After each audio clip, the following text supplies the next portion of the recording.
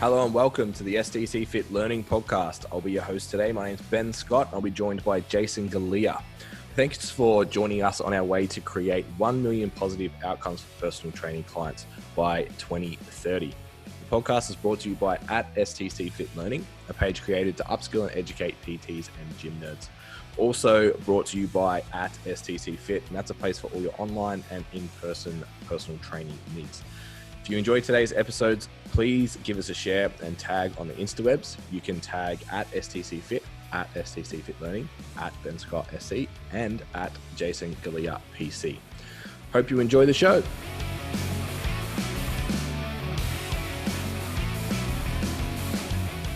Recording process. It kills me every time.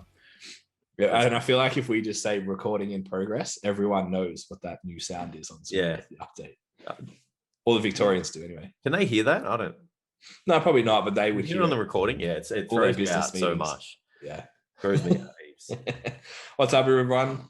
So we're obviously back on Zoom. So we got 2 episodes in the office. Yes. in the boardroom. Yeah. But apparently the perk of this week is you won't be able to hear my breathing, which I wasn't aware was a thing last episode. I didn't know it was a thing until I got my attention drew to it. Yeah, until someone told me. Yeah. I listened to it and I was like, oh, the audio is sick. And then I think it must have been worse in headphones. Yeah, actually, it makes sense because I listened to like a little bit of it from the speaker in the garage. Yeah, I was the same, either on the phone or like hooked up to the car or whatever, and you can't hear it, but your headphones. Now I'm so paranoid about breathing, like because I don't want to be that guy. Yeah, I want the mic far away from me. I don't think this mic's as high tech as Tam's. So. Yeah, what are we up to? 130 something episodes, and we still haven't figured this shit out. We get it right every now and then. We'll get the headsets someday. It'll happen. Yeah. How are you, Jason? When you can be honest. I'm in the same boat as a lot of other Victorians today. I'm pretty frustrated with just the way that the situation is being managed here. So yeah, like in my opinion, the state election can't come soon enough because like I'm just sick of this group of people, this negligent group of people running the state, making the big calls and stuff, and just trying to rationalize decisions and stuff. Like even today's roadmap, if you want to call it, a bunch of buffoons sitting in a circle telling us what they're going to fucking do. It's just a joke. Like trying to rationalize the phases of opening up certain businesses and what you can do. Like if it's true that you can get a haircut and you can't go to the gym, like it's pretty frustrating. So like just trying to get some wins, trying to have some look back on the week and say, I did this, I completed this, this got done. So but yeah, like it's definitely affected like training and shit. Like I'm literally doing the bare minimum at the moment. So it's like what's going to keep my muscle exactly where it is right now. And it's like That's all that matters. It's like nine sets of workout. And I'm like, all right, I'm out. Same, but mine are very different 9 sets. Yeah. I'm just mine are like 9 sets to failure and that's it. Yeah. Not even. So probably like 6 sets to failure. Yeah, no, I get it. I think I had my tantrum last week, so I think I'm okay now. I saw this coming, like because regional Victoria, obviously they already didn't open their gyms. Like, well, that's what's going to happen in Melbourne. But yeah, just obviously with comp coming up, injuries, etc. I was like, fuck powerlifting. I even said I wanted to get lean. That's how. Yeah, you were struggling last week, eh? Yeah. Which I still am actually excited to do, but I'll be doing that after nationals as originally planned, now that I have my adult pants back on. But yeah, it's interesting. Like usually the stuff that people are upset about with like, well, this versus this doesn't make sense. Usually it's sort of like, look, obviously it's just to manage the situation and they have to draw a line somewhere. It's kind of like the payout thing for the 70, whether you're GST registered or not. It's like, if they just were like, hey, if you've got any kind of ABN, you get some money, like it's going to be people sitting on ABNs all over the place that aren't actually contributing to anything. So it's you've got to draw that line.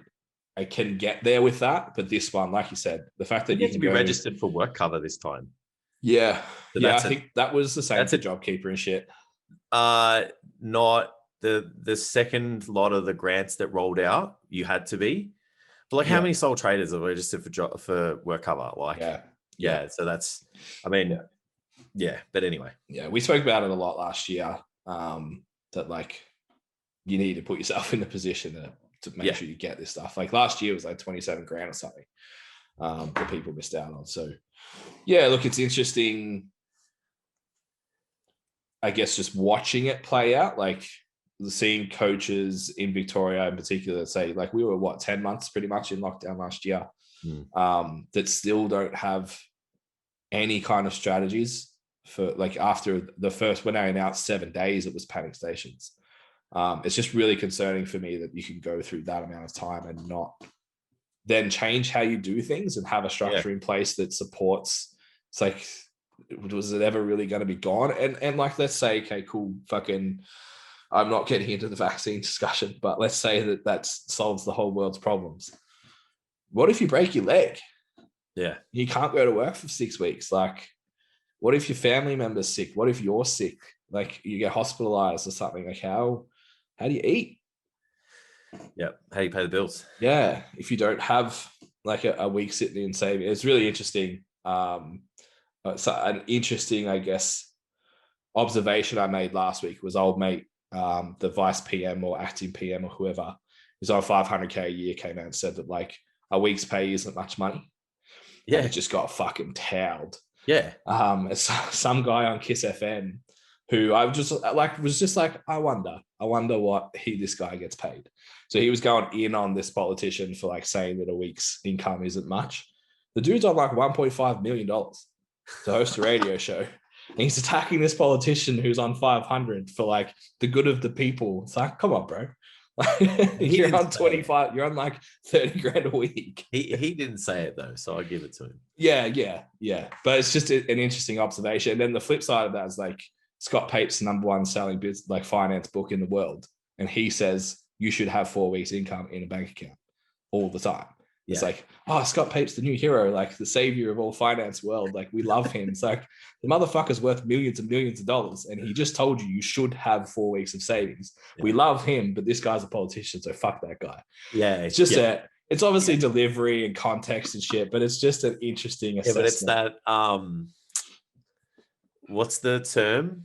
When you're trying to like be positive, but you're not acknowledging the situation. I can't remember the actual term. Toxic positivity or whatever it is. It is. It's toxic positivity. It's like, oh, but you know, it's only a week. You should have that in savings. It'll be okay. It's like, because you're a politician, like, you're a senseless piece of shit. Yeah, fuck you. You really care about yourself. Yeah, it's hard. It's hard in either direction, I think. Like, he shouldn't have said that. That was a bad thing to say as a politician. That's not how to like make people feel better. Like, it's terrible optics in every direction. But it's interesting to observe human behavior in that sense too. It's like, if Scott Pape came on the TV tonight and was like, all right, guys, this is how we're going to make sure you have a week's worth of income in your bank account, you'd be like, oh, okay, sweet. Yeah. And he will say, it's actually not that much money. You can save this in this amount of time. And you'd be like, yeah, fuck yeah, we love him. Thank you for that advice. Yeah. Thanks for farmer man that doesn't wear shoes. We appreciate you. But put a tie on and become a politician. Just shut the fuck up. Yeah. So who knows? Like, we'll see how the next week plays out. I have wishful thinking maybe that it won't be a full week until gym's open. Maybe it's a long weekend extended. Obviously, it's a long weekend this weekend. Yeah. I feel like I've had a long weekend for fucking 3 weeks. I have a feeling, because obviously we're not allowed to have our no home visits yet. They're opening everything else, but no home visits. I have a feeling that's a long weekend thing. They don't want people having parties and shit. So potentially that's like a Tuesday thing. This is total conjecture, me making shit up. But we're at that fucking stage. Based on no fucking information whatsoever. Your recommendations are going to be just as fucking good as what's being thrown out at the moment. And I'm sure you'll be able to rationalize it the same way as some fucking like, Ollie, this fucking consultant and this expert. Fucking expert at what? Yeah.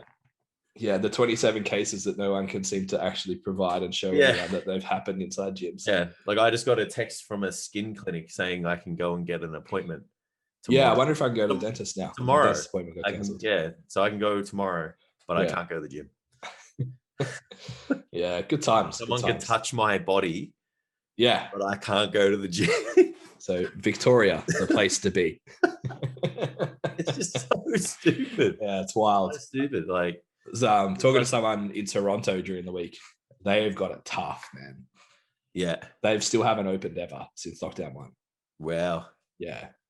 Yeah. So she was like an athlete, like sponsored, decent competitor, making a living off coaching, and there's no gyms for fucking, what is it now, 14 months? That is unbelievable. It's insane. Mm-hmm. All right. Don't say that, because then it makes me like, oh, we haven't got it too bad. Yeah. It's funny, like because I'm just counter everything. I just like to challenge every idea because it's fun. Yeah. Which I don't talk about publicly a lot because it gets me into trouble. But someone was like the idea of like, stop telling people that you could have it worse. It's like, hey, that's that toxic positivity thing. Yeah. It's really interesting though, because like I think it came from Kerwin, and I was like, business coach talking about like brain neurochemistry and shit. Let's fact check this.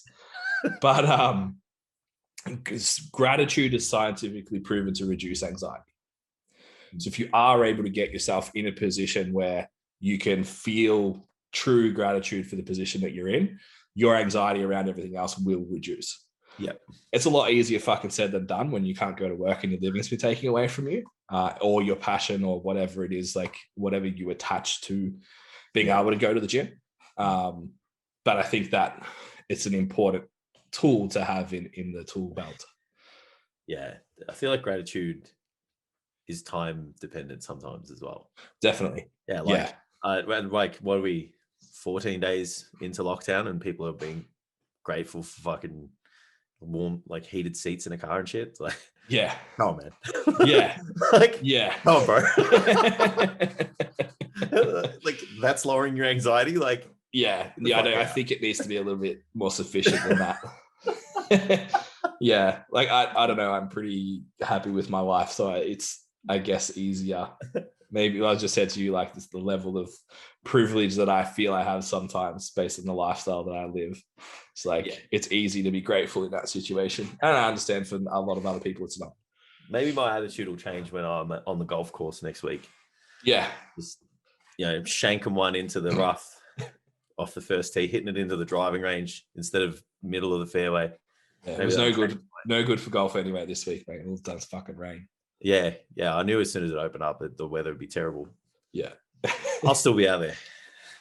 All right. So big timestamp. If you guys haven't listened to us before, you should know how to use our timestamps. You don't like listening to us talk shit. Because especially in lockdown, because we don't have anything else to fucking do. Okay. What are we talking about? Programming. Yeah. So good opportunity for the audience to revisit, I think, a lens of programming. Because it's like, I think that's really important to understand, is like when we look at how we train people, the decisions that we make, or like how we come to a point where we make a decision for someone, that's through a lens of, someone thinking this way, someone thinking that way.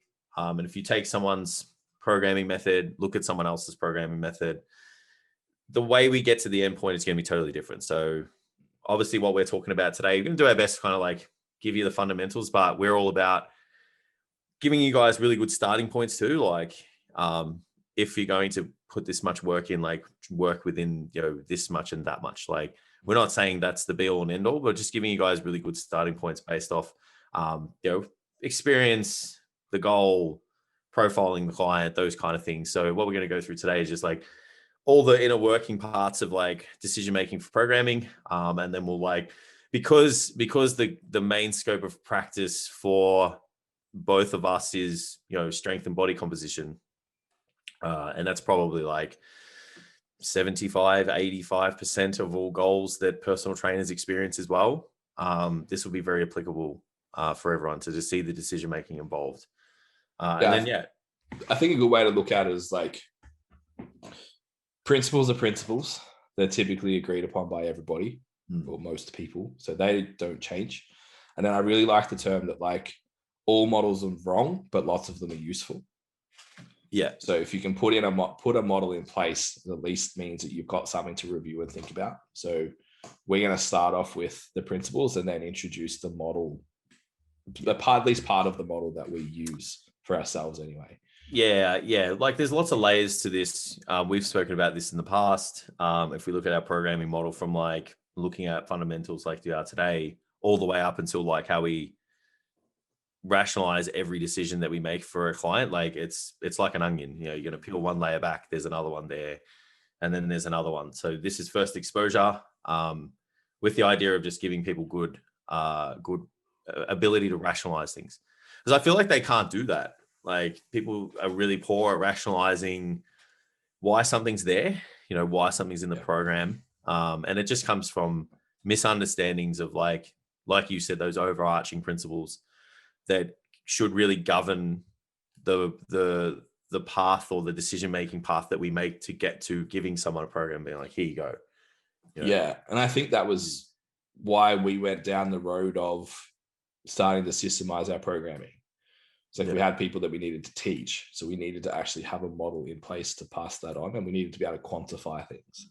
Yeah. Where before we couldn't. Like the first model on paper I sent you was like, what is this? Look at this spreadsheet I made. But yeah, I think it's important because we were in that place where it was like, I think this is going to work because I think it is. Whereas now we're able to say this has a very, very high chance of working because X, Y, Z. Yeah, agreed. Yeah, so I guess if you can summarize today's discussion, it's really like 3 key areas that we're wanting you guys to have an understanding of. It's like understanding how the adaptations come about from training, having an understanding of the importance of specificity in training for people, and then understanding the variables involved when thinking about writing a program. So if we have a general understanding of those 3 things, you will make very, very good, very, very specific programs for people, and be able to rationalize them specific to their goal, even their situation.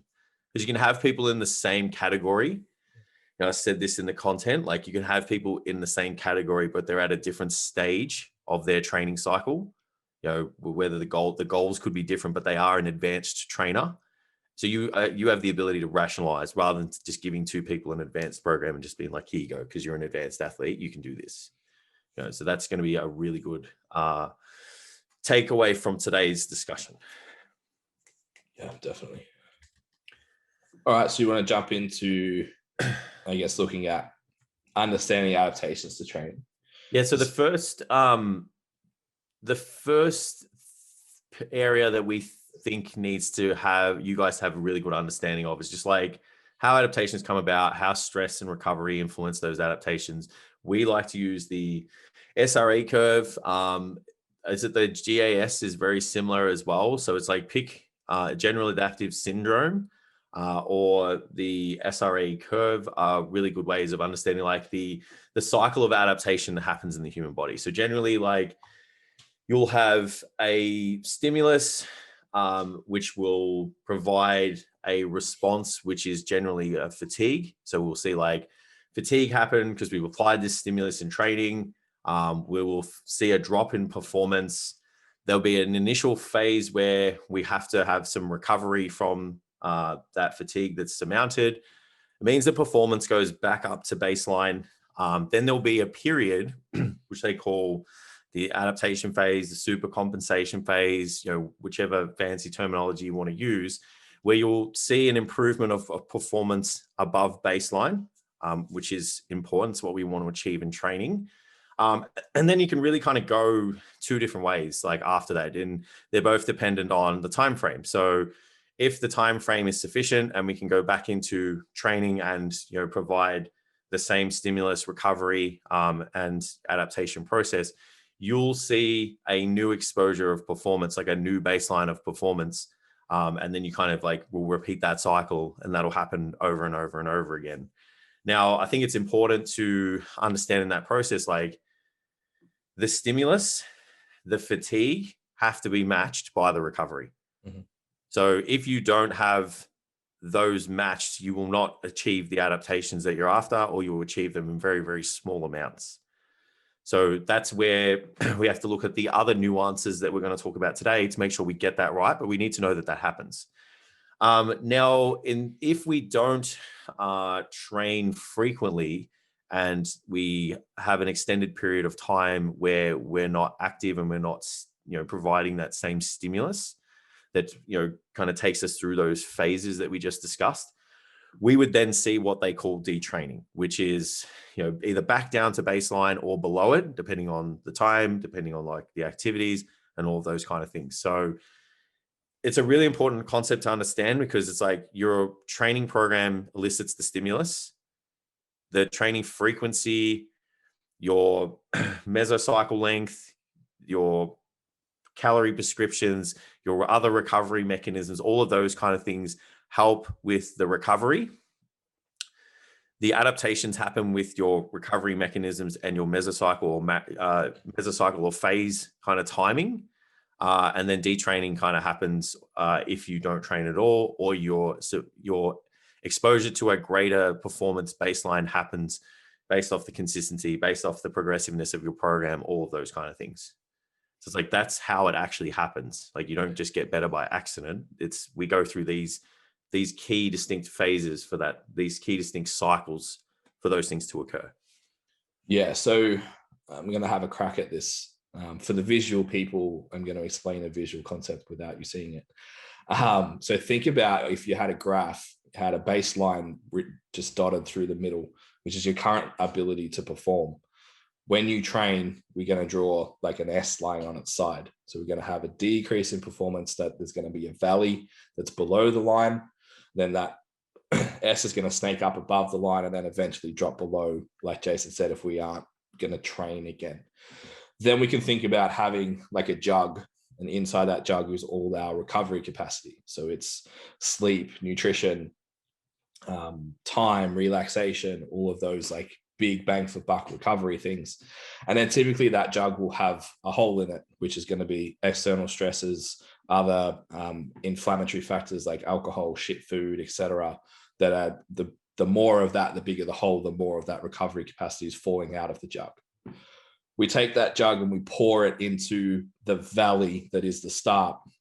We try and fill that all the way up. If the jug doesn't hold enough recovery to fill that valley, we never actually surpass where we previously were, and we'll detrain. So we'll see a decrease in performance, or like maintenance in performance, what a lot of people would refer to as the plateau. Over time, if we continue to get a decrease in performance and you try to achieve your previous baseline of performance, you get hurt. And that's where injuries happen. So this then is super applicable when you're looking to a program. It's like, okay, well, how much of this stimulus can I actually give someone based on their ability to recover for it? And then like we won't unpack it today, but just as a really quick example, have a think about how deep a deadlift triple would slam that fatigue value versus how much a cable bicep curl would slam that fatigue value, and what those two things are going to require from a recovery standpoint. And we can start to look at, okay, so each exercise has a stress recovery adaptation. Each week, each block, each meso, they're all slightly different. Yep. So then we move to what I think gets like really overlooked for program design for a lot of people and helps you guys avoid the 3 sets of 10 for everybody. Like we've all done it, the 3 sets of 10 program, push, pull, leg, cool. Which is the SAID principle. So specific adaptation to imposed demand. So in a nutshell, it's like your clients want the best return for their effort. They want it specific to their goals as well. So you need to be able to, elicit an exact and deliberate reasoning for all of their training, their sets, their reps, their exercise selection, all of those things. Like all of these parameters need to be specific to the goal. Like we're going to talk about, the considerations for these like 2 very specific goals of like body composition and strength, like throughout the rest of the content. But it's like, that's the SAID principle. It's like, we know that strength is best achieved for this, strength achieved or a strength athlete for this goal right now is best achieved like this. This is how the training needs to be. This is how the exercise order needs to be. This is what the reps are. This is the effort. This is the intensity, all of those kind of things. Because if someone wanted to, get better at pull-ups, like, giving them a high volume leg program is not going to do that. Like, it's not going to achieve that outcome. So we need to make sure that what we're putting down on a spreadsheet, piece of paper, an app, or whatever to deliver you to client is very specific to what they want to achieve. Yeah, it can go one or two ways, I think, with set principle. Hey, like coming at it from the powerlifting camp, people get too specific also. It's just as popular. Like, you can still get better at squatting without squatting and better at deadlifting without deadlifting. It's like, oh, well, my client came to me with a strength goal, so I must give them SBD. It's like, well, they can't fucking do it effectively. So do something else that is specific to improving the requirements of that movement. Neural adaptation, coordination, general strength, hypertrophy, etc., to then hone in on that goal. And then you've got, if you looked at probably the other end of the spectrum, it's, I would say, 90% of gym goers totally miss the said principle because they don't have a program at all. They do different shit every week. Yeah. And if you miss SRA. Yeah, that's right. If you're a as we refer to as like a whiteboard trainer, just makes shit up for people week to week and there's no consistency, then there's no specificity to drive this change that then ties into the SRA curve that you're hitting a consistent flow where you're going to actually get the adaptation that you want. Yeah. Okay, so then moving over to, I guess, like the key variables. So you guys are going to be very familiar with these. So the first one's like the understanding progressive overload and applying it in your training. So summarizing progressive overload, you guys are implying you're implying a stimuli or more. You need to make sure you're finding a way for your clients to progressively overload or increase that stimuli over a time period, usually a program, where it's greater from A to B. If we do that, we're creating a homeostatic shift. We are demanding our body to go through that SRA cycle, homeostatic shift, recovery, phase of adaptation, we move on, right? New baseline, performance is higher. Generally, how we achieve those things traditionally in a strength training format is through overloading reps, overloading resistance, and that can be in the form of load. Outside of that, I don't really see the value in looking at the time and frequency in a strength training format. It's like they're training at the frequency that they should be to achieve the goals. You can't increase the frequency anymore. We're not going to go and manipulate things like time and try and get more things done in a shorter time period or something along those lines. So generally, like, we're going to go with those traditional reps and resistance as the metrics. Some people use adding extra sets. You can sit on either camp on whether you think that's viable or not. I think once you exhaust reps and resistance, you could potentially kind of look at adding in like another set and stuff. But at some point, like, you've just got to think about, is this person getting better and is the program promoting improvement? Yeah, I guess it's making sure you're aware of what outcome you're trying to get. Like, the only one that stands out to me, like, I wouldn't play with time, and this like time under tension thing is sort of like, it's a bit blasé with the current research at the moment. Like, increasing that maybe is a progressive overload anyway. It's more work done. Yeah. Would you agree? Yeah, I don't subscribe to these infographics that are like, well, if you got more range of motion, that's progressive overload. Like, I don't subscribe to those things. I'm like, if you can't do the movement properly, focus on doing the movement properly first, and then, like, because the stimuli you're imposing then is work. Is that, you know what I mean? Like, so force times distance, is that what you're trying to increase overload for that person? So I think, like, if we just stick to, like, they're in the literature for a reason. Like, we should just stick to the literature and go, right, these are the main components. Like, sure, there's progression.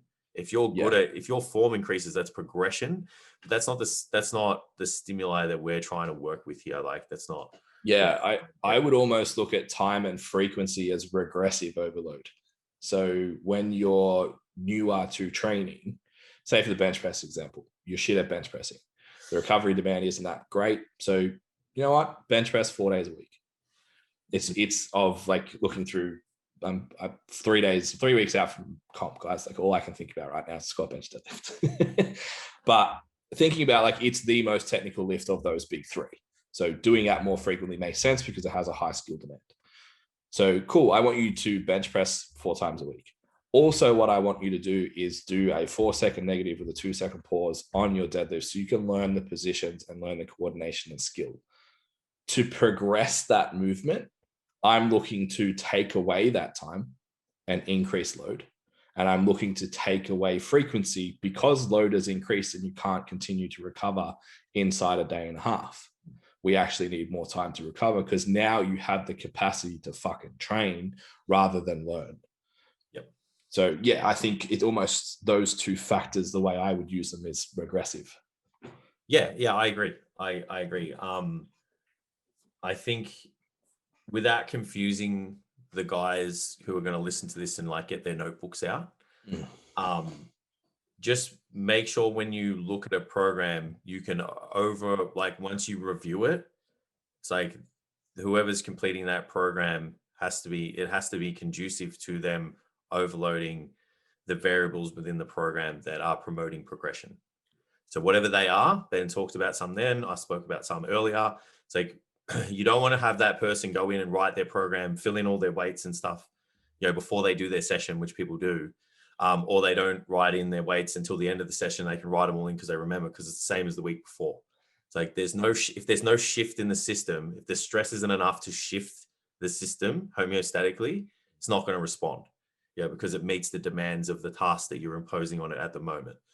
So the whiteboard trainer isn't really going to get much of a shift from their clients, because even when they come in next time, it's like you can't draw any comparisons from the stimulus that you impose. So you're going through that same cycle again, but you're not going to get the increase in baseline performance that much. Well, you'll get a little bit, but you won't get as much as you could if it was standardized. Yeah.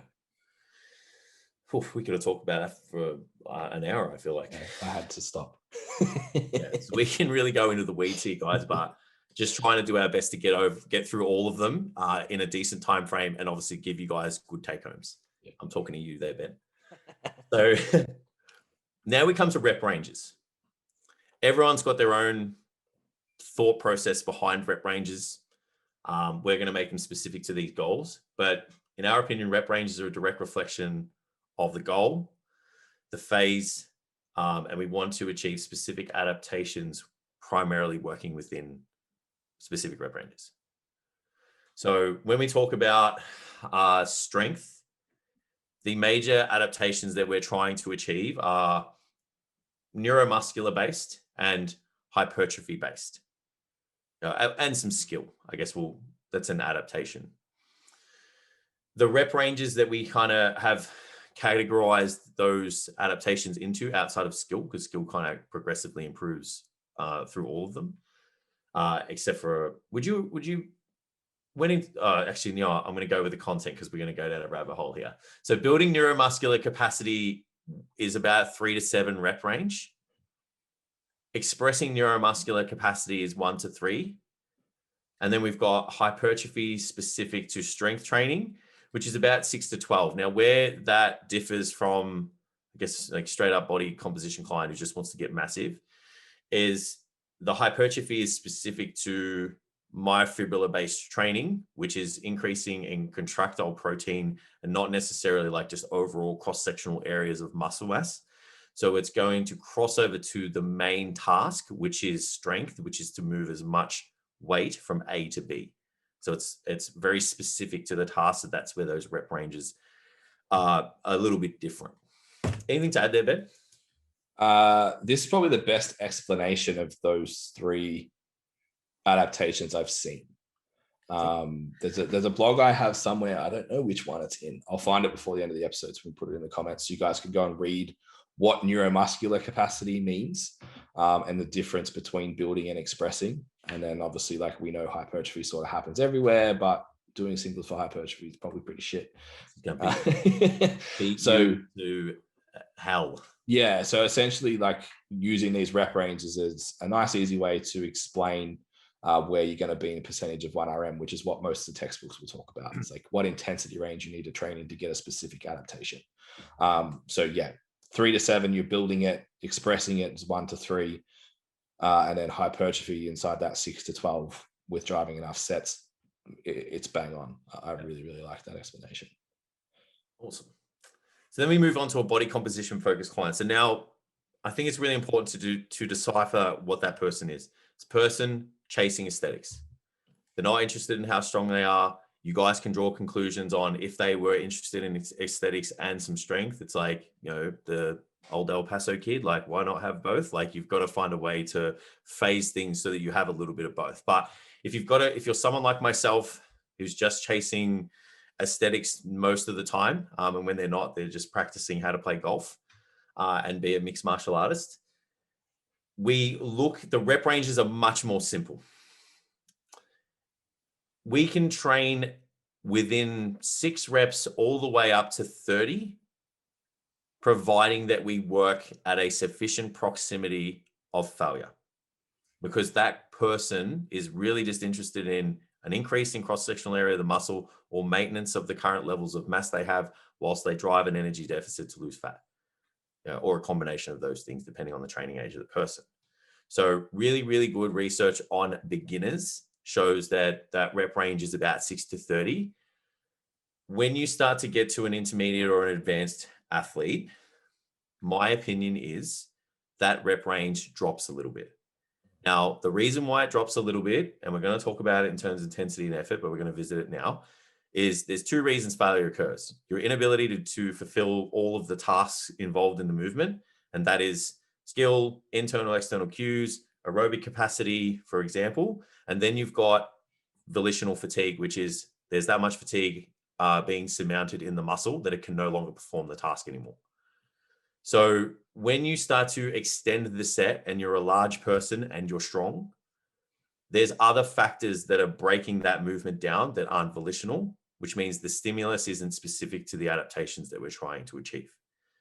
So you can achieve the number one goal of most intermediate and advanced body composition-based clients, which is to apply as much mechanical tension, to drive mechanic transduction, to activate mTOR, to increase protein synthesis through your training, through a 6 to 15 rep range very sufficiently.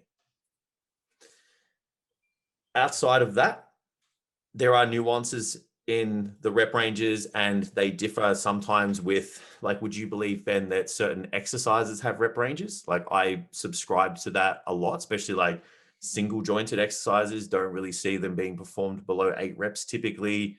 Other machine-based exercises, and then all the way up to compounds, it's kind of like they have like an inverse relationship. Like, I don't know if I would do a 20 rep back squat, for example, where might do 15 to 20 reps on a leg extension or something. Yeah.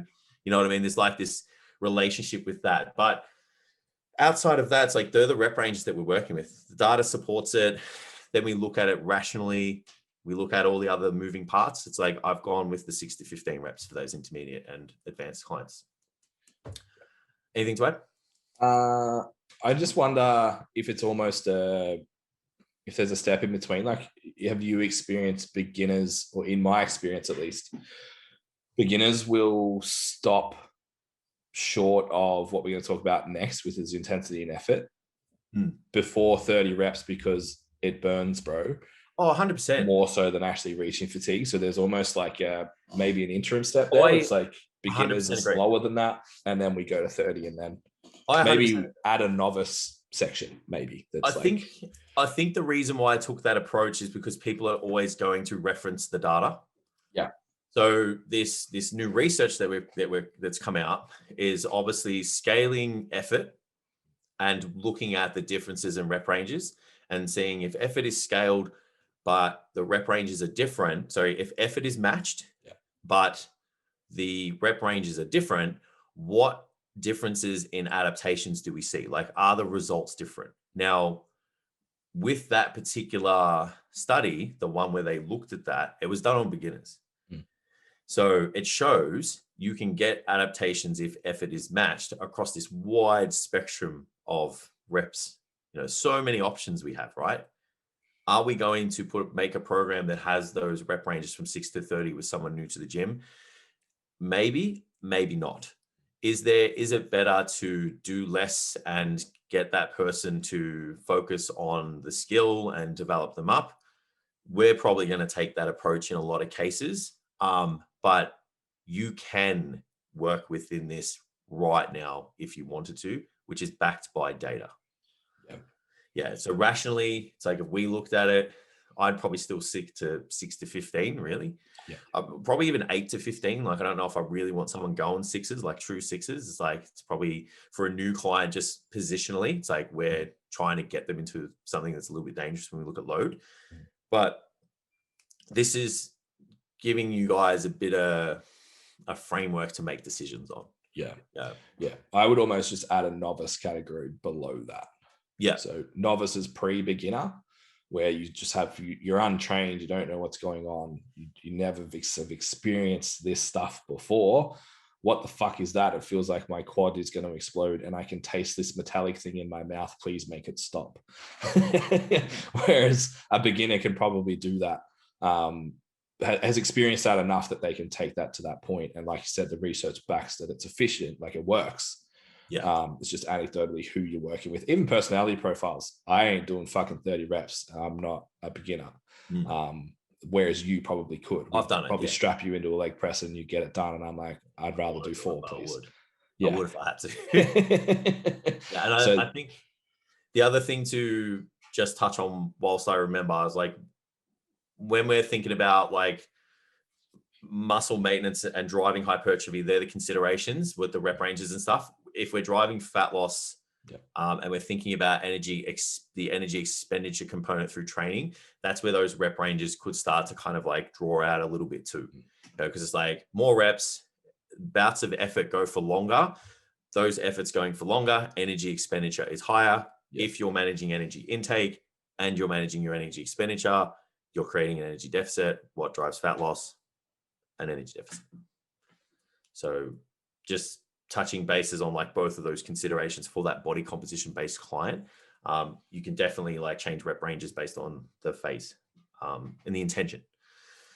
So then we've touched on this already. We talk about this a lot and we have our own method with scaling effort. So I think that's important to understand. There's many different scales of effort. We've picked the best one that we believe communicates well with our clients. And so talking about intensity and effort, intensity refers to how close to, I guess, max capacity someone is lifting in the form of like 1 RM. So we're talking about 100%, it's 100% capacity of that person's ability to lift that weight. When we refer to effort refers to how close to maximal effort someone is training. So how much to their maximal ability have they scored themselves as being able to train? So it's more of a intensity, in my opinion, is like an objective kind of scale. Effort is a subjective scale, which is what we use it for in our coaching. Yeah. So I think people need to understand that most people use the term intensity incorrectly. Agreed. Like going to a spin class and walking out and going, oh my God, that was so intense. It's like, you didn't stop for 45 minutes. That's the opposite of intense. Yeah. That's not just intensity. You felt the effort was high. Yeah. Do a Wingate sprint. That's intensity on a spin bike. So yeah, I think that's really important for people to understand.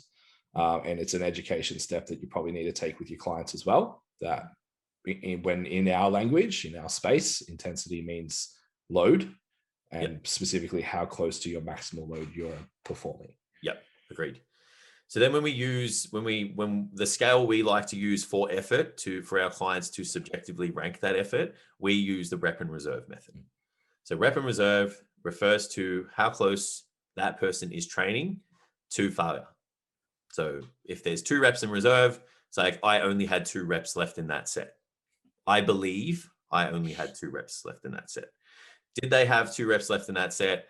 Takes time to teach them how to do that. However, we have found it's a really good way of getting them to rank their set performance after the set, which keeps them conscious of what they're doing, conscious of how hard they're training, and then the ability to provide good data to their coach. Now, we spoke about it before. When it comes to failure, there's 2 different types of failure. We've got task action failure, and I guess like volitional failure. So task action is all of the tasks involved to complete the movement, and volitional is the performance of the muscle. It can no longer perform to meet the demands of the task, so we have to cease the activity. When we talk about how close to failure we train for a sufficient stimulus, it's going to involve a combination of those two things. And it's going to be dependent on training age, as well as the rep ranges that you're working in, or intensity. So if we look at like lower rep ranges. Sorry, Jason, exercise selection as well would impact those. 100%. Yeah. 100%. So when we look at, like, I've categorized these into like rep ranges, which is really easy to kind of understand when we kind of go, well, how close to failure do I need to train to elicit a stimulus which is going to provide an adaptation? So when we talk about this lower rep work, so we'll talk about like, 1 to 5-ish, we don't actually have to train that close to failure for like positive adaptations to like muscle size, at least. When it comes to strength, I'm going to say that we probably need to train a little bit closer than that, depending on the training age of the client, because there's adaptations in skill, there's adaptations in like control and antagonist co-activation and those kind of things, which help your body, I guess, essentially like fit into the criteria for the movement, like the mechanics and the control and those kind of things. But then after that, it's going to be, we need to kind of train, pretty high to the sun, to get these adaptations and strength once you get out of that kind of like novice beginner kind of phase. Would you agree with that? Yeah, 100%.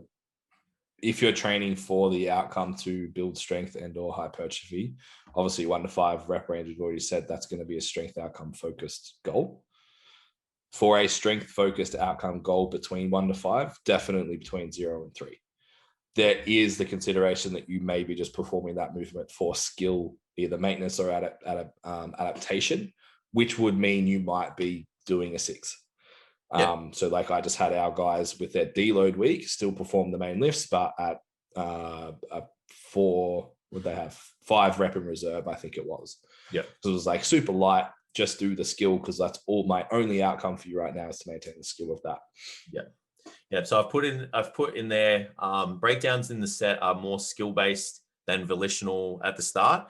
Even sometimes like as the advanced, intermediate and advanced, like the load is that heavy. If you fuck something up, it's highly likely you're not going to get it up, where it's not muscular performance, which is stopping, or neuromuscular capacity or muscular performance, which is stopping you from moving that load most of the time.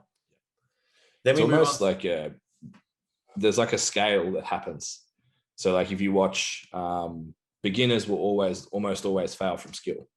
Then there's like a period of time where you learn to fail in position because you're just not strong. Yeah. And then there comes a time, like if you watch like the elites, like big dogs, for example, when we went a couple of years ago, it was like those dudes miss so many lifts based on position, not based on strength, because the loads they were fucking with, it's like if you're an inch out with 400 kilos is a lot of fucking torque, and that's going to pull you out of position. There's no leeway. It's in the perfect position or very close to it. Yeah, it's not applicable to who you guys are probably programming for, but it's an interesting observation, because I know someone's going to be like, but it's like, there's spectrum on both ends here. Yeah. So then we move to like a moderate rep range, which I've kind of labeled as about 6 to 10. You could go 6 to 12, like you go 8 to 12. Like there's always going to be interpretations of like what moderate is for people. And when we look at like maintenance of muscle size, performance, why we would pick these moderate rep ranges, which would generally be for that, like, myofibrillar kind of hypertrophy based kind of training. We need to kind of fly a little bit closer to the sun, with the sun being total failure, just because the loads are, lighter, the level of recruitment is going to be lower until we kind of like get closer to fatigue, which, if we think about things like the size principle and the force velocity relationship of like how your rep speed slows down, intramuscular force increases, recruitment increases, we would need to train closer. The lighter the reps, the closer to fatigue we need to go to achieve the adaptations that we want. Yeah. Now, with this 6 to 10, it's like Goldilocks and the Three Bears. It's like, the porridge isn't too hot, it's not too cold, it's kind of just right. When we talk about breakdowns, it's like it's kind of a combination of the two. It's like it's a combination of skill, and it's also a combination of like muscle performance, generally. So it just depends on the person, depends on the task. It depends on a couple of things, but generally that's kind of what we experience. But the rep and reserve is quite accurate. Once we kind of move to this higher rep kind of realm, which could be above 10, above 12, all the way up to like 20 plus 30 reps, that we were talking about before, we really need to like fly as close to the sun as possible. The load is light. Recruitment isn't going to be very high at the start because it's light. So we're going to be able to perform those reps kind of dynamically and quick. And it's only once we really start to see some fatigue kick in that those reps start to slow down. We start to slow down. So velocity isn't as high. Intramuscular force goes up. As we kind of try and meet the demands of like the amount of force being produced, we might need to draw off other muscle fibers and motor units to recruit. So fast twitch, high threshold motor units come into play. We then have full muscle recruitment kind of going on in that set towards the end. So it's more, I guess, if you gauge like the effectiveness of that set, it's like the second half of it is going to be a little bit more stimulating than the first half, but it's like, we've got to do the first half to get to the second half. You know what I mean? So we would need to kind of, train pretty close to failure at that point, just to kind of see these positive adaptations in muscle size or, muscle maintenance or something along those lines. Anything else to add for that, Ben? No, I think just the consideration of the exercise selection that you would place inside that. I know we're going to talk about exercise selection later, but yeah, it makes logical sense, and people probably do this and like just without thinking about it, understanding the whys. This is just a way for you guys. Again, our goal is for you to be able to quantify why you're making decisions and build a programming model. Yeah. So you can look at that and think of a program and go, well, I'm probably going to program a hard movement, like a deadlift or a low bar squat or something at the start of a session that's going to be heavy with low reps. And then I'm probably going to do something that's like, probably not RDLs, but RDLs for lack of a better thought right now, that's like going to be moderate reps. And then I'm going to go lay on the hamstring curl and I'm going to do higher reps.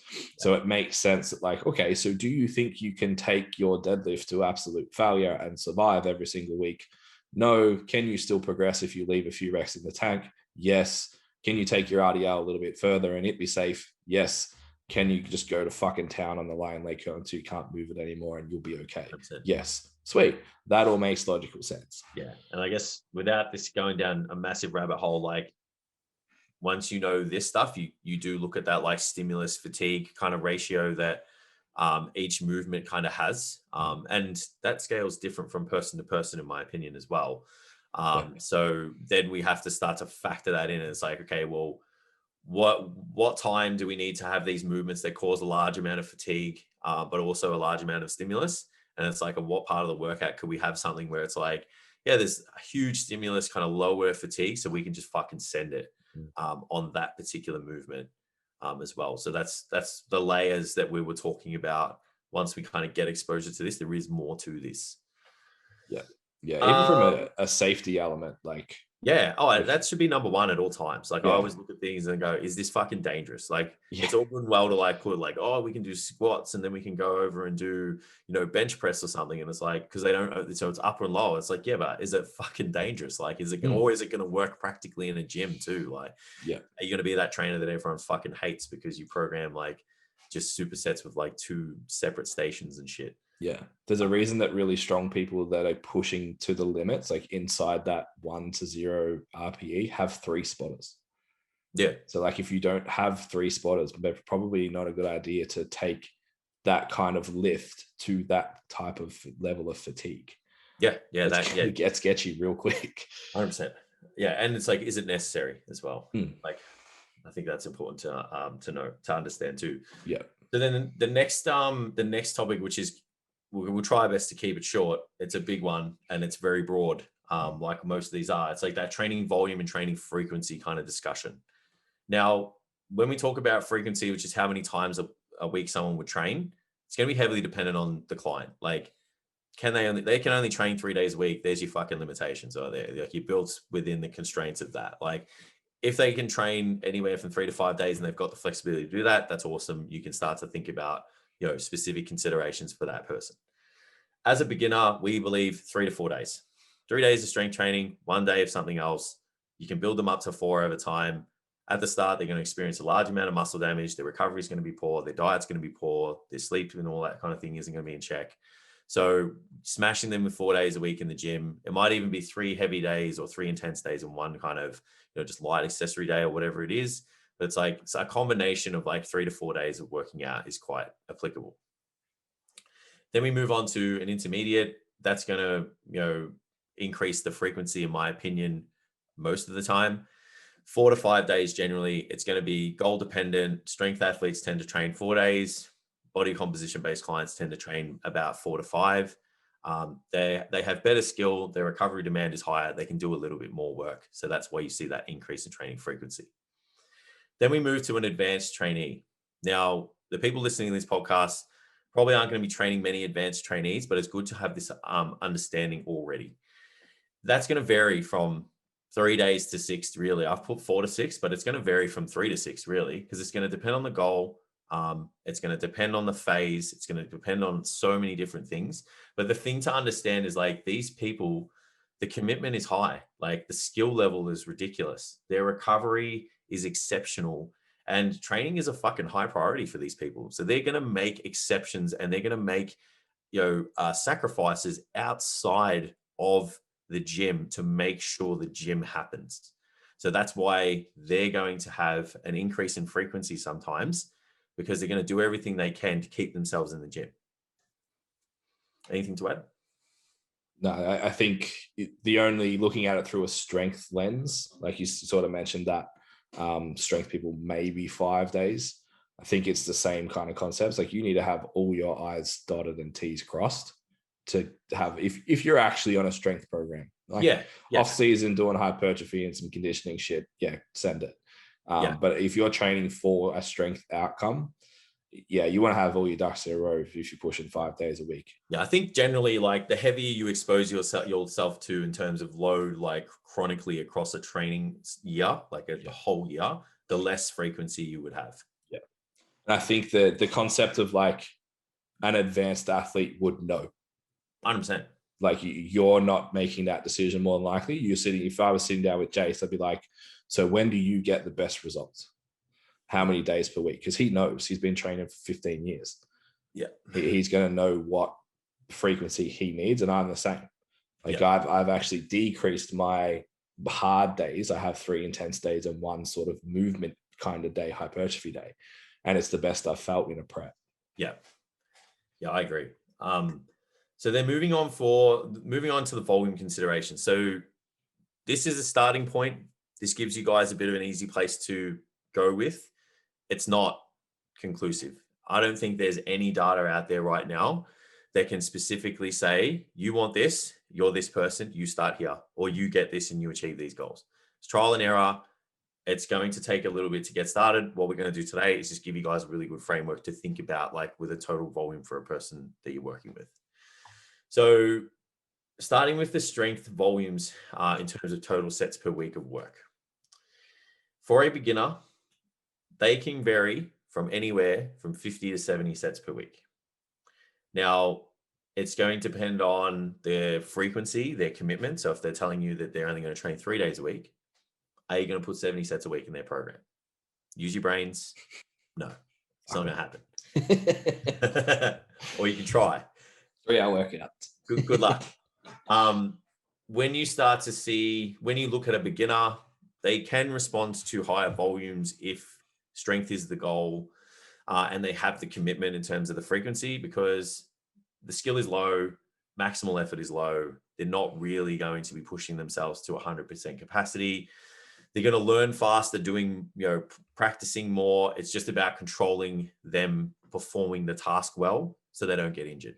Because that's the thing. It's like how you do the task is going to be more important than how much of the task, because they can do a lot of the task, providing that they don't do the task to the point where they're going to fuck themselves up. Yeah, I guess a little bit of context that these numbers are from what we would call like a hybrid training method. So it's like half of your volume is probably dedicated to strength rep ranges, intensity ranges. Then the rest is sort of in that strength hypertrophy that we mentioned earlier with the rep ranges, and you tie it in that way. It's about 50-50 split.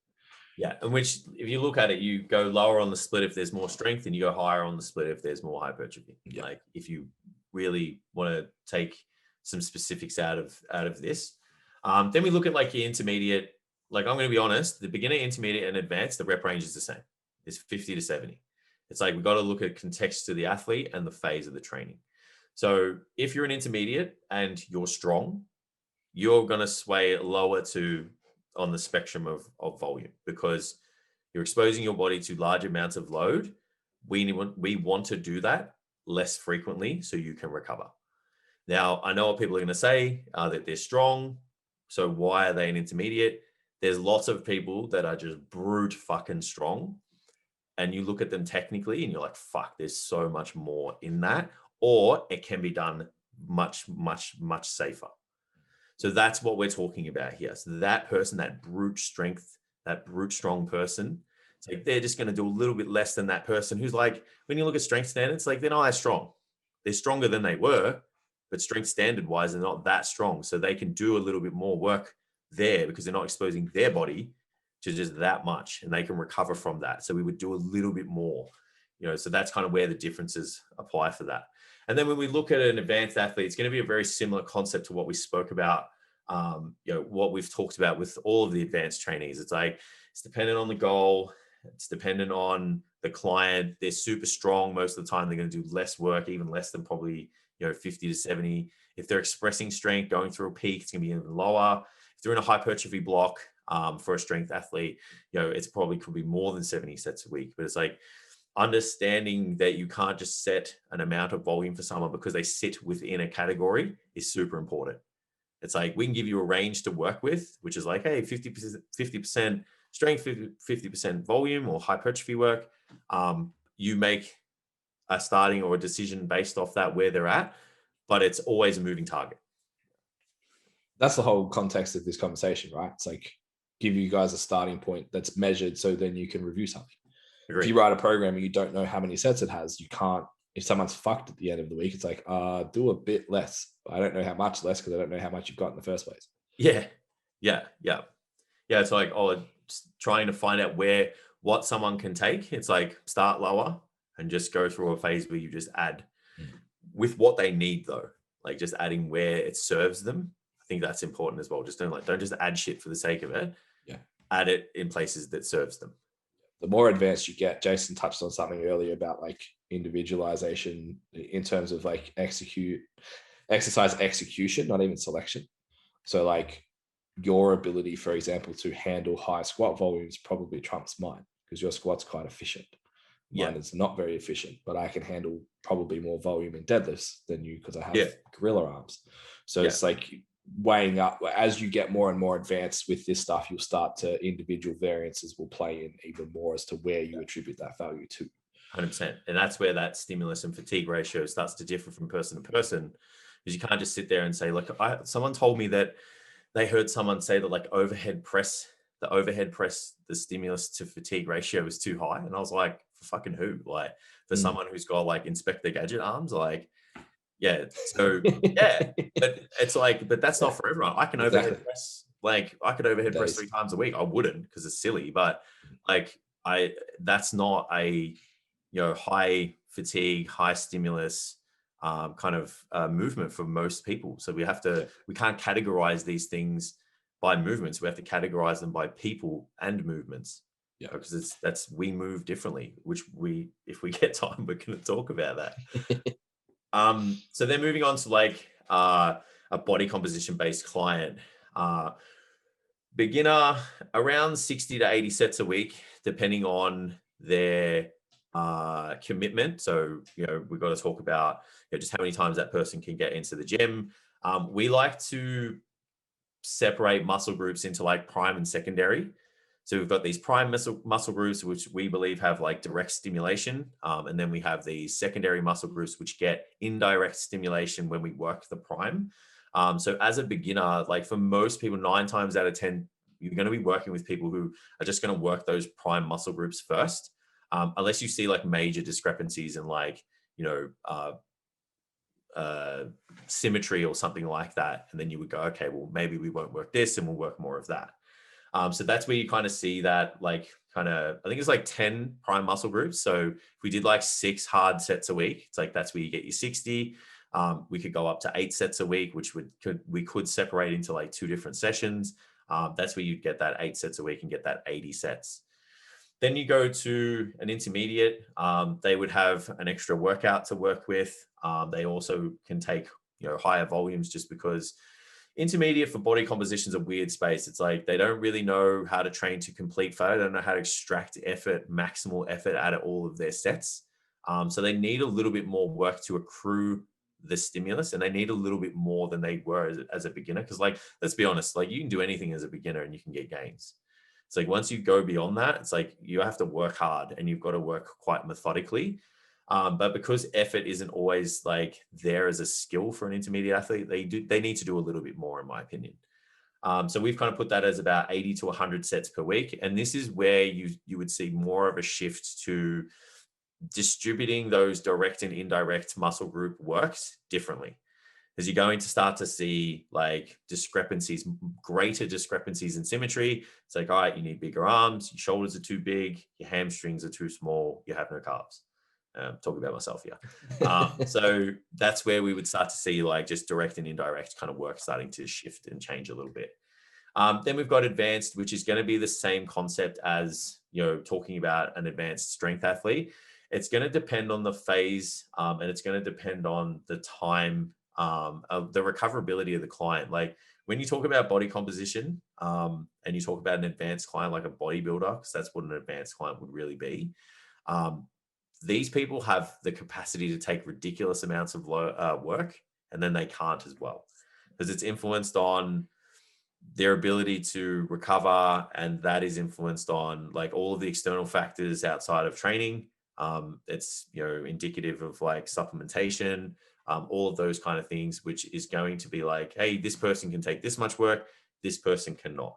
So we've kind of scaled this at about 80 to 125 sets plus, which is going to be like, you're bogged down in the hole, you've got a show coming up, you've got a photo shoot, a holiday, something, you're probably doing 120 sets a week. If you have just finished, you're going through a maintenance phase, post-comp recovery, something along those lines, it's probably going to be 80. The thing with an advanced athlete is they can extract the most out of the least. And that's one thing that I've really started to see over the last 2 to 3 years. So I don't necessarily have to do as much junk volume, because I can do maybe 6 to 8 hard sets of a muscle group in a week, scattered across a workout, like a whole week. And I can get the most out of those. Or even those like 2 working sets out of 4 in a session. It's like they're going way beyond what I used to be able to do. And that's just because the effort's there and the proficiency's there. It's like, so you can kind of get a little bit you can get more out of less, in my opinion, a lot of the time. Anything to add? No, that's bang on. The only other thing that affects my volume numbers usually come in higher than that, because I'll program, even for body composition guys, most of them still have a secondary strength outcome for me. So it's like some health shit. Yeah, it's like a foam roller overhead press goes into their volume as a set, but it's like, it's not anything. Yeah. Not stimulating. Yeah. It's not a stimulating rep. Yeah. A stimulating set, sorry. So then we work rest periods. So everyone's got their own opinion on rest periods. I've got mine. It's backed off scientific research at the moment. I have a huge bias towards it. So I'm going to give you guys what we think. You guys can make up your own interpretations, because this is one part where I get a lot of debate and pushback from, but it just makes sense in my opinion. And I've seen really good results with it. So for body composition, the goal is to always, even if it's fat loss or it's muscle mass increasing in muscle size, you want to expose your body to as much mechanical tension as possible. So to do that, you need to be in a rested state. So you want to standardize performance and be able to expose your muscles to as much tension as you can. You can't do that if you use short rest periods, because if you use short rest periods, fatigue is influencing the performance of the muscle, means that you can't train to the maximum capacity that you could if you waited a little bit longer to train. So because of that, nearly every rep range that I have for every exercise, compound, large muscle groups, smaller muscle groups, if the goal is to expose as much mechanical tension to that muscle as possible, it's about a 2 to 3 minute rest period. We don't really work in 1 to 5s, but if we did 1 to 5 rep ranges, it would be about a 3 to 5 minute rest period. We need to be fully recovered. The nervous system takes a little bit longer. We need to give it that time so we can perform the task. The only time that the rest period may change is when we're working with those smaller muscle groups. Some of them, for some people, they can do shorter rest periods, and it can be 1 to 2 minutes, and they can standardize their performance. I tend to find with the smaller muscle groups, they can recover in a shorter period at the start, but as the sets go on, they need longer and longer to standardize the performance. So I would much rather try and meet the rep ranges that I have allocated in my program than standardize a 1 minute rest period because it's 15 reps plus because some textbook told me to, and just see my performance drop off or me decrease load from set to set. Yeah. Now that's backed with research. When you look at hypertrophy specific data, I just think for a body composition based client, we should always be looking at maintenance of muscle mass or trying to increase it. And I've totally lost my train of thought because Mav's sparking, but that should always be the goal in my opinion. The only time it's a consideration is if there's a time constraint from the client. It's like, hey, I can't do these 20 sets and have 2 to 3 minutes rest in between. It's just too long of rest. I have time. I have shit to do. Yeah. It's fine. You just pick a rest period, try and standardize it. It's no different to like, oh, you get optimal results from training at nighttime. And it's like, but I can't train at nighttime. That's okay. So you just train in the morning and we just don't fucking care. That's what happens. Like you just make it work for the person. Then we go to strength. Ben's nodding his head. So I think that I've ticked the boxes on these ones too. It's like, yeah, I don't even have specifics. Hey, it's like go when you're ready because it's fucking heavy and you're going to die if you don't. Yeah. If someone was to ask me like, well, how do you prescribe rest period for a strength athlete? It would be as simply as how long do you have to train? And then prioritize your time to your prime lifts. So that's going to be the most effective part of your sessions. Then if you're so unfit that you can't complete your sessions inside of, like, so Jay said, go when you're ready. If you're finding that your sessions are going too long because you're not fit enough to actually go when you're ready in a reasonable time frame, add conditioning elsewhere. Get on the bike, add a conditioning session to your week, whatever it is, to increase your capacity, your work capacity, so you can reduce the amount of time you need to train for. So Jason sort of got here, like obviously 1 to 3, 5 to 7 minutes, definitely. Submax 3 to 5, hypertrophy 2 to 3, and then skill-based stuff 1 to 2. The only consideration there is like the skill needs to be done present in no fatigue. The idea would be that skill practice would be really light, so you wouldn't need much rest, but it should still be like, I'm 100% recovered and I can do this to the best of my ability. So the last thing you want to do is learn shit movement. Yeah. The effort would be restricted in a skill-based consideration. Like you wouldn't want anyone learning a skill in a fatigue environment because that would mean you wouldn't learn the skill because you're doing shit. 100%. Yeah. And skill adaptation is really sensitive to fatigue as well. Yeah. If you watch like golfers and baseball players and pitchers and shit, like it's very, very controlled. How often they do shit, how long their rest periods are. All right. So moving into the tail end of the variables and the podcast. So we're talking about exercise selection. So we have spoken about this throughout the whole content so far. Like if you go back, it's like we've mentioned this already. We've mentioned a lot of these things already. So we're going to touch on them specifically though. So, exercise selection, selecting movements falls under 5 main categories in my opinion. So the first one's the goal. So we've got, strength movements are, going to be typically, more compound based. They're going to be, if your strength venture is specific to specific to movements like powerlifting, then you're going to have a denser program of squatting, benching, and deadlifting because it's specific to the task, right? When you have a body composition based goal, there's more variety in your movements because you're not bound to having to standardize an activity and be able to perform it on a certain day.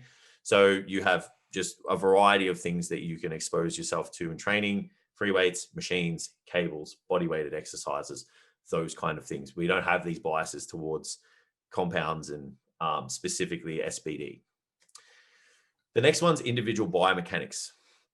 So how we move, like we spoke about, will influence, just how we stimulate tissue, or if we're bound to performing a specific exercise, like powerlifting with SBD, we have to make sure that that person can meet the requirements of the lift, do it safely, but it adheres to their own biomechanics. So a super tall person with really long legs isn't really going to high bar squat in a lot of cases, unless they've got this super freaky mobility that they can control.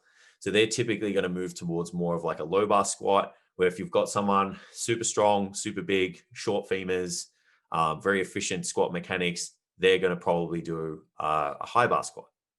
So we need to consider how someone moves and go, well, this movement might train this muscle for a lot of people, but because this person moves this way, it might not. So we can't select that exercise just because squats work your quads. It's like they don't really work your quads that well for a lot of people who are tall. So we don't want to squat for them. And then it's like, if you're bound to a sport, you need to make sure that person moves in a way that's safe for them, that ticks the boxes.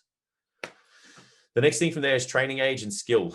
So how skilled and how trained that person is, you will start to see a composition of their program be more biased towards maybe more complex exercises, maybe things that don't require fixed ranges of motion, or vice versa, depending on the person. So we need to make sure that we just get the ratio right. Like if you've got a beginner, Ben, like how much complicated, compound stuff are you going to put in there really for that person when they could get confused and, it's so fatiguing and they have to think about all of these things. Like it just makes more sense for me to like give them like a core thing to think about per session that's complicated. And then after that, just scale it with the fatigue. Yeah, it came up earlier, just about like our progression regression models and how effectively we use those. I think the training age and skill is that progression regression model. Like you're going to choose an exercise based on their ability to get proximity of failure, like we discussed, inside a rep range, adhering to being able to complete the movement, basically. Yeah. So that's going to be based on training age and skill. So exercise selection comes down to how well they move. Yep. Then moving on, like kind of already spoken about this a lot, visited already in some of the dot points we've just spoken about, is like the fatigue demand of the exercise.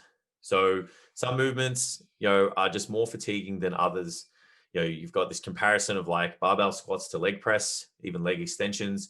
You got things like deadlifts, which are super complicated, super demanding and technical. We just have to think about the composition of those technical fatiguing movements within a session. How many of those is someone going to do? If that person can't recover from them, their performance is going to be shit. It's dangerous. People get injured in fatigue states a lot. So we want to avoid that because we want to keep them in the gym. We want to keep them performing well. And then client access, so important. It should be number one. It's like you can only give someone stuff that they have access to, and that's space as well as equipment. Yeah. So we can't go and, as much as I want a pendulum squat on my leg days, there's no fucking pendulum squat that I'm within 15-minute drive of my house. So I'm not going there, So I'm bound to other squatting methods, for example. And it's the same for anybody else. So we have to work with what they have available to them. What they have available to them will probably alter the approach of everything we've spoken about today, because the other dot points are going to start to change. There's probably more compound exercises. They're going to be exposed to more fatigue. That's going to alter their frequency. It's going to alter the order of the exercises. It's going to alter how much work we give them. Yeah. All of these things are going to start to change because the client access is changed. It's different. Wow, that was a big one. All right. So then we move to exercise order. Now sorry, Des, just before we jump on, I just wanted to give, this is actually from one of our articles called 360 Degrees of Movement Assessment. You guys should go look at this because it ties into programming with a huge overlap. And the first thing we do is define what technique actually means. So looking at what Jason's just sort of outlined there is how you select exercises. It's really important that you understand what technique is. We've talked a lot about like the way Jay squats different, how I squat, how we deadlift, how we present on a hack squat. Everything's going to be different based on the individual. So the technique like people used to talk about, if you're going to squat, feet are flat, under the shoulders, pointing parallel, knees can't go over toes, all that sort of shit that we know is wrong now. So the technique definition that we use is an execution of a movement through a predetermined range of motion, which is pretty straightforward, with adherence to the reference lines, which is how you assess movement, decided upon by an individual's morphology. So how that person moves and how they complete that exercise in accordance to the target outcome. So you need to decide, how does that person move and what are you trying to achieve before you determine what that technique is. And you need to know what the technique of that exercise is for that individual to then prescribe that exercise. If you don't know that Jason has an efficient squat, how can you say I'm going to give him more volume than Ben because he can? You need to know how that person, individual morphology, and the target outcome that they're trying to use. So if I have to low bar squat because my femurs are long, don't give me squats for my quads. That's stupid. Yeah. Yeah. So yeah, just jump over and give that article a read as well. Yeah. Yeah. Super valuable. So now we're looking at exercise order. So we're nearly there. We categorize exercise order into two kind of key areas. So we've got, based on the complexity of the movement and fatigue demand. So you would consider that in terms of the order. So as we train, fatigue starts to zoom out, exercise performance starts to dip a little bit in comparison to an unfatigued state for that particular exercise. So you've just got to consider like these just more risky, more complex, more technical movements. Are they not better served at the start of the session when we have no fatigue apparent or very minimal amounts? It's probably a little bit safer for those people that like certain movements are the reason why they train. So like powerlifters, SBD, it's like you'd want those SBDs, particularly those prime movements, done at the start of the session because that's the focal point of the training. Everything we do is to make those things better. The other consideration for exercise order, and it's probably more specific to body composition based clients, is their strengths and weaknesses as a physique. So we know that exercise performance drops as the session goes on. With that, so does execution and output. So compared to an unfatigued state.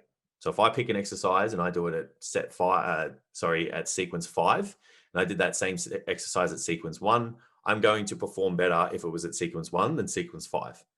So we essentially need to rank those movements in order of importance.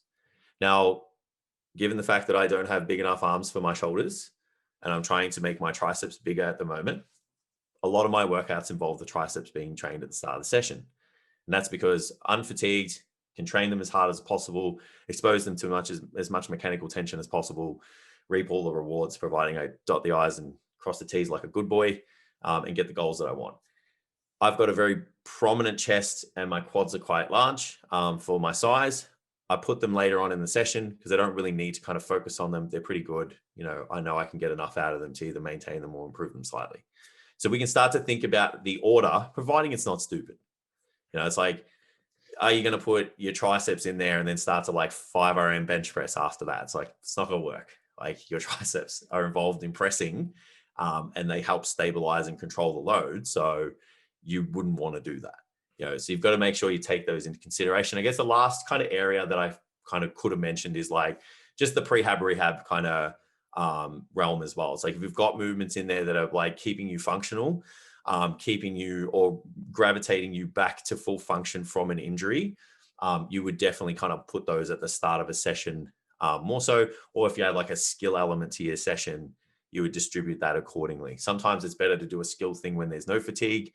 Sometimes there's times to do it when you are fatigued because you might have to perform that skill when you're fatigued in your sport or in an environment where you need to do that. So it has to be applicable to the task and the goal. I think that's one thing people in the strength world get wrong a lot. Yeah. It's like, I'll do the accessory to fix my bench press after I've done my bench press. Yeah. It's like, because I have to bench press first and then I'll go work on my thoracic extension. It's like, could you do some pullovers before you bench? And it'll actually give you better arch, shorter range, and actually be able to move more weight. So your bench will be more effective versus doing your bench, then doing your pullovers, and then hoping that that's still there in 5 days time. It's not specific to the task either because you guys perform in an unfatigued state. Yeah, So correct. you would want to work on the skill first, like, because you're never tired, and then work on the skill. Yeah. Like wherever it's like, I don't know, like a free throw, like for basketball, like you're tired when you do that. Yeah. Like sometimes, like if it's the fourth quarter and you're Steph Curry and you get fouled all the time and you're dropping 50, like that dude's like, he's doing free throws at all times, like when he's tired, when he's not, because that's going to affect how you perform. So how you practice it is going to be highly indicative of like how it comes out on the day that you're supposed to do the task. So that's definitely where people get that wrong. And it comes down to that SAID principle again. It's like, what's specific to the person, what adaptations are specific to that person and their training. Yeah. The prehab rehab stuff's a really big rabbit hole. It's probably a whole podcast on its own. Yeah. It's like, if you can do something that improves your prime movement, do it first. Yeah. But it depends on if that breakdown that you have in your prime movement is skill-based, strength-based, or function-based. Yeah. And then that would determine where you would place it. Yeah. And that's huge. All right. So we're at the lucky last one we're going to talk about today. This one we're not going to talk about much because we don't really subscribe to it very often. And that's I didn't even see this one on the sheet. And that's tempo. So tempo refers to the cadence of the repetition. So typically the rep cadence is split into phases. Traditionally, it was 3 phases. It's kind of moved to 4 phases now, which are the eccentric phase, the static lengthened or static eccentric phased, the concentric phase, and the static concentric phase. So we've got 4 phases. So if we numbered them, we always start with the eccentric lengthening phase first. So that's 4. Then the static lengthened is 1. The concentric phase would be 1, for example. And then the concentric shortened phase, where I kind of sit there and flex my bicep in the mirror, would be 1 as well, for example. So it would be 4, 1, 1, 1, which means that every rep would take 7 seconds, for example. Now, when we look at tempo and its application, we believe that tempo is great for newer trainees to establish the skill of lifting by moving slow and learning fast. So we can slow them down and just get them to be very conscious of where they are in space. So adding that element of time allows them to do that. Because if they're new, they just kind of like, if they're squatting, they kind of just drop and they don't really kind of control their body, for example. So allowing them to time a lift, time a phase of the movement, does allow them to control themselves a little bit better. We can buy specific portions of a lift, like the eccentric portion of the hamstring when we go down for an RDL, for example. So we're just kind of like spending a little bit more time kind of lengthening that hamstring. But it's very, very situational. And I think when it comes to strength training, tempo is a great tool to learn skills of a lift. And, in situations where you can't use an exercise to train a limitation or a skill deficiency or something out of someone, you could use tempo to kind of move them out of whatever technical deficiencies they're experiencing. It's not applicable when it comes to maximal and submaximal training. No one cares about how fast they're going down and shit. The weight is fucking heavy. Guess what? The rep cadence is slow, because that's how you produce lots of muscle force. It's like the movement, the stronger you guys get, the slower you're going to move, because that's how your muscles create force. So we're not thinking about that stuff. It's like, cool, I'm squatting. Is my hip at the crease of my knee? Cool. Did the person tell me that I could squat back up? Yes. Did they tell me I could rack it? Yes. Done. Like, no one cares about how long it took. And in reality, it's actually just fuck. Yeah, I can imagine. So then I guess when we talk about the body composition stuff, muscle mass, we get caught up in this tension thing. So tension's good. If there's muscle and there's tension and there's time, more time equals more tension. So more time is better. Now, there becomes a point where that becomes more time becomes useless. So we have to consider how recruitment happens, how the size principle happens, why there's fast and slow twitch muscle fibers, because they recruit dependent on the task. So if the weight is too light, your fast twitch muscle fibers aren't coming in. If it's too slow, they're called fast twitch muscle fibers. So they're not going to come in. So your recruitment is already lower. So when we look at tempo, it just really depends on effort. So how close to failure they're training, and the rep cadence. So how long the rep goes for. Now, when we look at like, the limited data that we have available, it's like if the rep is about 8 seconds, I think they even reckon 10 and below. So 10 and below, it's sufficient enough to recruit the muscle fiber, like maximal muscle fibers, providing you work to a close proximity of failure. If you standardize that effort and work to failure with a dynamic rep scheme, though, you would achieve the same results. Because what happens when I use a dynamic rep cadence, what that means is it's self-selected. So I don't think about it, and I just perform the exercise and I squeeze and perform the exercise and squeeze. If I get to 0 rep in reserve, I've still achieved the same stimulus, which is maximum muscle recruitment, maximum mechanical tension. It's just it probably involved more reps, but the time's going to be the same as if I did an 8-second rep and did that to failure. It's probably going to take about, let's say 60 seconds, for example. But I got to the point where there was maximum recruitment, there was maximum levels of fatigue, and I could no longer perform the task at hand. So the stimulus is the same, just how I got there is different. So you guys can use that however you like. If you've got clients that, need to think about their movements, if you want to just apply a little bit more of a different stimulus to their training, mix it up a little bit. Without going down a rabbit hole, you can train muscles proportionate to the shape as well. So if we focus on lengthening, it's like, your muscle fibers can kind of, increase in length. And then if you focus on the shortening phase, it'll hypertrophy proportionate to the shape. So you can start to work on, increasing the cross-sectional area of it as well. This is where the layers of programming starts to come in. So without this being a 4-hour podcast, which I'd love to go Joe Rogan with Ben and maybe spark up a joint and we can do that. And maybe we'll get a couple bottles of red. But yeah, it's like use tempo at the moment for the most applicable thing, but more time doesn't equal more tension. It's still governed by load and it's still governed by recruitment. So I think that's really important to understand. Yeah. That's it.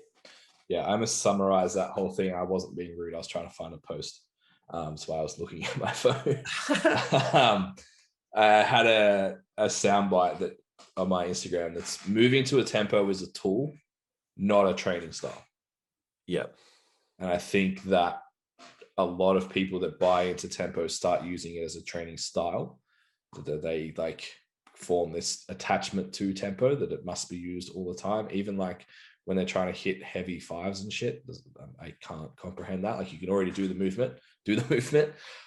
So yeah, just remember, tempo is a tool to be used. Yep. You more than likely to teach in most cases. Like Jay said, there's some other variables you could use from a physique standpoint. Yeah, but it's not a training style. No. Makes no sense. No, and I think once you understand the concepts and you dive a little bit deeper on how it works, for your goals that you work with your clients. I'm not saying I don't use tempo. It's just it's not as big of a deal. And it's especially when you can you put a variable into a program, which your clients aren't going to track accurately. So that's a consideration. So you're not really going to get the data that you want out of it. Yeah. So if at my stage in my training career with the system that we have in our philosophy, the goal is to give the client exactly what they need. If they don't need it because it's not specific to the task and we can find a simpler way, we're going to do that because the likelihood of them achieving the task is greater and we have better and accurate data to make decisions off. So we're not against any of this stuff. It just has to be applicable to the person at the time that they need it. So hopefully that's a bit of the theme of today. It's just how do you shift from person to person and client to client and training age to training age, and use all these variables to, at hand to you. Awesome. We better leave it there because we could talk about this forever. So I know we always talk about business. Yeah, we haven't done a practical one for ages. We want you guys to be successful so you can have good conversations like this, and have really good skills for your clients. But if you've got no clients, you can't have these skills to talk about. So I know we talk about business a lot, but we like dropping bombs when it comes to the Be Great pillar as well. Yeah. So speaking of business and stuff and what we usually talk about, if you guys went through this episode, you liked it, but there was too many numbers, we went too fast and you weren't able to take notes because you were driving or on the way to a pub 24.5 Ks away from your house, not to the gym. If you're in Victoria, then hit us up. It'll probably be announced pretty shortly, but if you want to get ahead of the curve and get it as soon as we released, this is actually going to be a free product that we release. We're going to package this to the same level of detail and quality that we would any of our paid programs. So like Standout PT and stuff. So you'll get a free, touch-free, written and video text with a full explanation, everything that we explained today written down for you. So you can open it up and check your programming and go, did I tick all the boxes that the boys have talked about, and start to put in quantifications in your programming to allow you to grow and progress with your programming skills. Yeah. So all you need to do for that is just at STCfit_learning and just say, I would like the programming fundamentals. Yep. Product, unit, whatever you want to call it. And Rhiannon will help you out with that. So yeah, it should be released sort of in the next week, right, Jace? Yeah, I've nearly finished it. Yeah, it's finished. It's finished. It's just like load on the website. Yeah, cool. So you'll be listening to this on Friday, so we could probably get it to you by Monday at the latest. If you DM us, just put Jace under some pressure. Actually, that'll be Tam under pressure, not Jace. Yeah, thanks for that. I've got to make the slides now. Yeah, okay. So I thought you was done. Anyway, I've done it on the Teachable. So give Jace 7 days. Yeah. Inbox us, make sure that we know that you're on the list, because we've got 7 or 8 on the list already. Yeah. Let us know and we'll hit the link out to you as soon as it drops. Yeah. You guys can have a copy of all of this. Also at the moment, 1K PT intake is open. So if you're a personal trainer who's never made it to the first hurdle of making $1,000 a week in your personal training business, hopefully all on direct debits deposited directly into your bank account, hit up our website and just look for 1K PT in the product section. It's a touch-free program again, so written and video format with exercises for you guys to complete. Everything from goal setting to allow you to know exactly what to do on a day-to-day basis, how to bring in clients, how to sign them, how to set up your business model, how to build quality conversations so people actually want to stay with you. And then how to actually set up your Instagram profile and start building a little bit of a brand and stuff so people eventually will start coming to you. Yeah. Very successful program, by the way. People are getting some really good results with it. Yeah. Yeah. Half a dozen to a dozen of like 0 to 45 sessions in under 12 weeks, following the exact model. So awesome. We are going to go. Yep. Thanks for listening, guys. Talk to each other some more because we've got nothing else to do. And we'll see you in 2 weeks. Thank you. Bye. See you next time.